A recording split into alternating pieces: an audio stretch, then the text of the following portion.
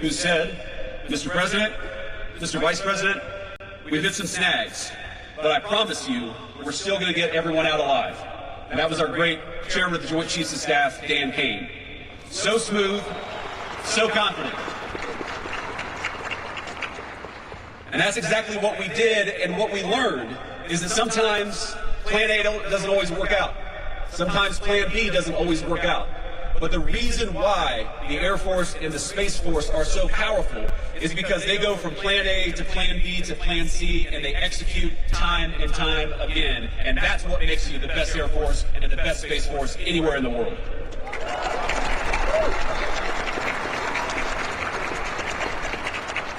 But that's the legacy of this academy. Since this institution's first commissioning in 1959, generations of airmen and guardians have carried that tradition through times of war. Some returned home as legends, pilots and crews whose daring would inspire books and films and direct the eyes of countless young Americans to the skies. Others, like the exemplar of your class, gave everything, sacrificing their lives for a nation that would forever grieve their loss. All these patriots helped write the story of American air power across the most consequential conflicts of the last 60, 70 years. From the skies over occupied Europe, to MiG Alley in Korea, to the long years of combat over Vietnam, Iraq, Afghanistan, generations of airmen have served their country with extraordinary skill and professionalism. And now, of course, it is our guardians leading that same mission into space and into cyber. Class of 2026. This tradition will very soon become your very own. Something that gives you credibility, something that people look to you and say, you've got to be impressive because you've got on that beautiful uniform, but also something that you are entrusted to protect and to build on for the next generation.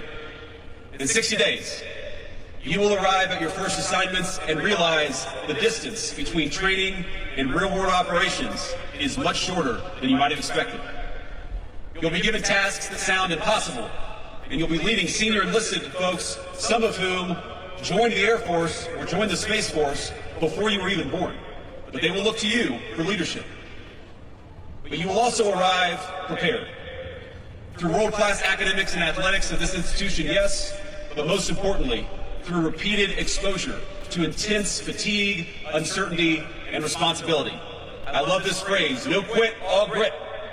One thing I noticed while learning about your stories is how often, despite all your successes, things didn't always go exactly as you planned. Broken elevators during move-in, painting the strips red only to spend the next week mopping them clean after a snowstorm. Speaking of which, snow. Lots of snow in Colorado Springs. Snow during recognition. Snow during culminating exercises. Snow during seemingly every single major event, but you didn't let it stop you. None of these stories are described by all of you bitterly. You just laugh about them. You carry on. You have the right attitude. And that's as good a sign as any that the amazing education you received has taken root. Most people spend their entire lives trying to eliminate uncertainty. America's greatest military institutions, such as this one, teach you to thrive in it. You thrive in uncertainty, and that's what makes you so lethal. One of the reasons this country invests in institutions like this is because trust, versatility, and fortitude are always important, whatever the weapons and whatever the technology. And I think they become especially important the moment reality collides with our best hopes and our best plans for the battlefield. Cadets, as all of you know, this year our great nation will celebrate 250 years since the founding. Every new generation born in the United States inherits a civilization that was built by somebody else, but must be built upon by the next generation. And with your commissioning, that duty passes to you. You know, the General Superintendent said something to me while you were marching out, and let me just say for your friends and family, did they look good marching out or what?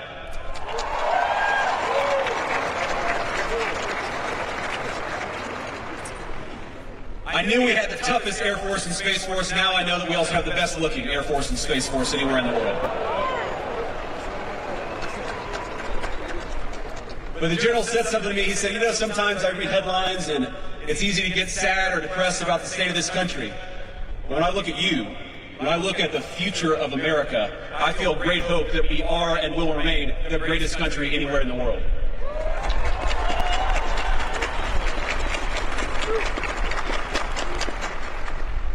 But with your commissioning the duty to make America the very best it can be, that duty passes to you. And now, class of 2026, you join that long blue line at a moment when your nation needs your skill. Your nation needs your adaptability. Your nation needs your discipline, your sense of honor, and your love of your fellow Americans. Now, as a lot of you, of course, know, we're in graduation season here in the United States. Hundreds of thousands of your fellow Americans, most of them civilian, have celebrated or will celebrate graduations during this season. But almost none of them will have your responsibility. Quite literally, decisions over life and death. And if you think about it, that responsibility comes from trust. Your nation gives you incredible responsibility because we believe in you. And this brings me to my final and maybe my most important point. You know, this is the only commencement speech that I'm giving this year, and so I've watched a few highlights of graduation speeches where this or that corporate leader will discuss artificial intelligence, AI, and be met with literal boos. Now, you can't boo me, I'm the Vice President of the United States. But your fellow Americans are understandably, they're worried about AI, about how it will affect the labor market, how it will distribute resources, and how it has fundamentally changed how we interact with one another, our social lives. But the thing I worry about most with AI is how it will change warfare. Now, Pope Leo XIV, in a recent document, encouraged us as human beings not to outsource the most important moral decisions to digital technology. And I want to endorse that sentiment and make it more specific to each and every one of you.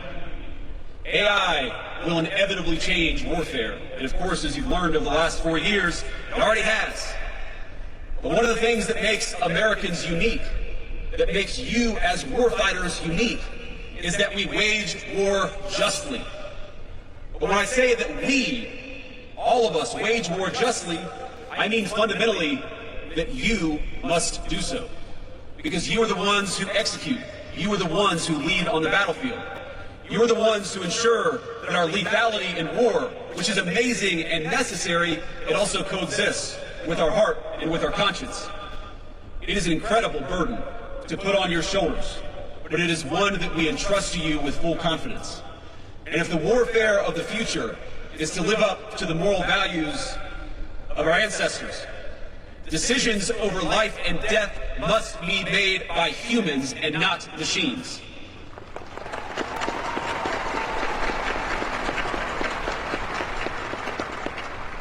So as AI transforms the battlefield, in some ways positively, in some ways not, I ask that you be jealous and selfish about your role as a decision maker in warfare.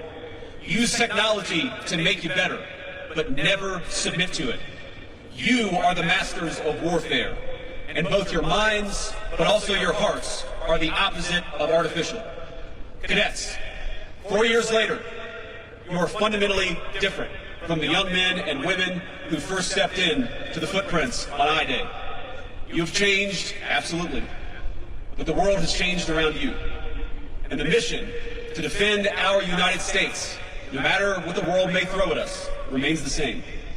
And so does the deep gratitude that the rest of America feels for you.